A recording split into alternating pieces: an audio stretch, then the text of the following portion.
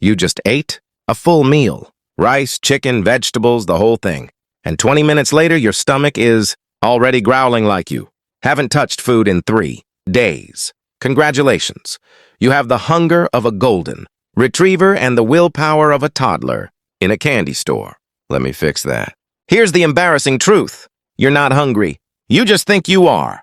And that difference is everything. Your brain is lying to you. Hunger is not just your stomach talking. It's a full conversation happening between your gut, your hormones, and your brain.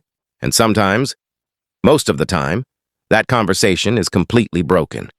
Your body has 2 main hunger hormones. Ghrelin, the one that makes you feel hungry, and leptin, the one that tells you to stop eating. In a healthy, well-fed body, these 2 work together like a well-trained team. Ghrelin rises before meals, leptin rises after. Hunger comes, hunger goes. Simple. But here's where it gets interesting. If you've been eating the wrong things, sleeping badly, dieting aggressively, or chronically stressed, and let's be honest, that's most of you, this system breaks. Ghrelin stays high, leptin stops working properly, and your brain never gets the signal that you're actually full. So you eat again, and you wonder why your diet isn't working while simultaneously finishing your 3rd snack of the afternoon. You're eating the wrong things. Let's talk about what you're actually putting in your mouth. Because I'd bet half of you reading this eat mostly carbs and call it a balanced diet. Pasta, white rice, bread, cereal. That's basically candy with a fitness logo on the box. These foods digest fast. They spike your blood sugar, give you a short burst of energy, and then drop you off a cliff. And when your blood sugar crashes, guess what your brain screams for? More food, more carbs specifically, because your body wants that spike back. This is why you can eat an entire bag of chips and still feel hungry 30 minutes later. Processed carbs have almost 0 satiety value. They fill your stomach temporarily, but do nothing to actually satisfy your hunger signals. Compare that to protein, a chicken breast, eggs, Greek yogurt. These foods trigger a completely different hormonal response. Protein stimulates the release of peptide, YY and GLP-1, hormones that actively suppress hunger. It takes longer to digest. It keeps your stomach occupied, and it tells your brain, in very clear terms, that you are done eating. Studies consistently show that high-protein meals reduce overall calorie intake throughout the day, not because you're forcing yourself to eat less, because you're genuinely not hungry. That's the difference. You're not drinking enough water. This one is going to hurt some of you because it's so simple, and yet here you are, chronically dehydrated and wondering why you can't stop eating. Your brain cannot reliably tell the difference between hunger and thirst. The signals are processed in the same region. So when you're mildly dehydrated, which most people are by midday, your brain sends a signal that gets interpreted as hunger. You reach for food, you eat. You're still thirsty. You eat more, and the cycle continues, while your water bottle sits completely untouched on your desk like a decoration. Before you reach for food, drink a full glass of water and wait 10 minutes. If the hunger disappears, you are thirsty. If it stays, then eat. This one habit alone eliminates a significant amount of unnecessary snacking for most people. Aim for at least 2 to 3 liters of water per day, more if you're training. And no, coffee does not count. Coffee is a diuretic. It actively dehydrates you.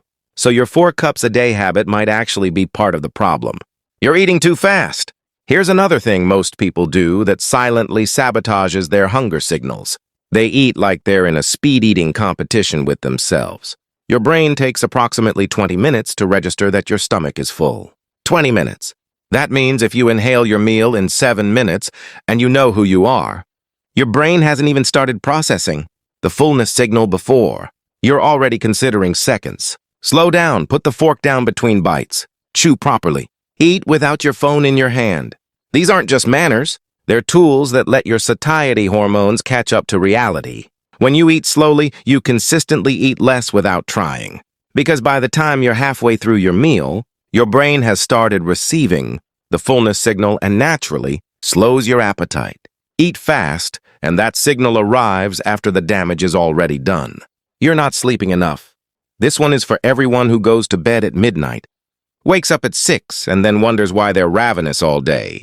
Sleep deprivation directly increases ghrelin, your hunger hormone, while simultaneously Reducing leptin, your fullness hormone. One single night of poor sleep can increase your appetite by up to 24% the following day. One night. And it gets worse. Sleep deprivation specifically increases cravings for high-calorie, high-sugar, high-fat foods. Your brain, running on low energy, desperately wants fast fuel. So you wake up tired, reach for something sweet, crash by mid-morning, reach for something else, and spend the entire day fighting hunger that could have been solved by going to bed earlier. 7 to 9 hours of sleep is not a luxury. It is a biological requirement for your hunger hormones to function normally. Fix your sleep and you'll be at how much easier controlling your appetite becomes. You're stressed all the time. Chronic stress elevates cortisol, and elevated cortisol tells your body to store fat, slow metabolism, and, here's the relevant part, increase appetite, specifically cravings for comfort foods. High sugar, high fat, high-calorie foods that trigger dopamine, release and temporarily make you feel better. This is why you stress eat. It's not weakness. It's a biological response.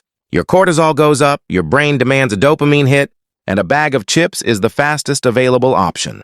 Managing stress isn't just good for your mental health. It directly impacts how hungry you feel every single day. Exercise, sleep, limiting caffeine, spending time away from screens, these aren't soft suggestions. They are hunger management tools. The fix. You don't need to eat less. You need to eat smarter. Build every meal around protein. Aim for 30 to 40 grams per meal.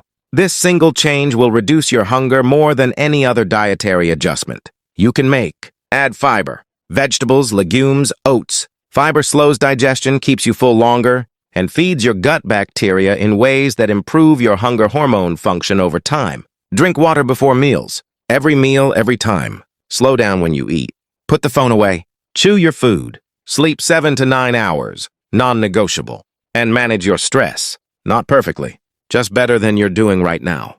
You're not broken. Your hunger isn't some uncontrollable force of nature. It's a system. And like any system, once you understand how it works, you can make it work for you. Stop blaming your willpower. Start fixing the actual problem.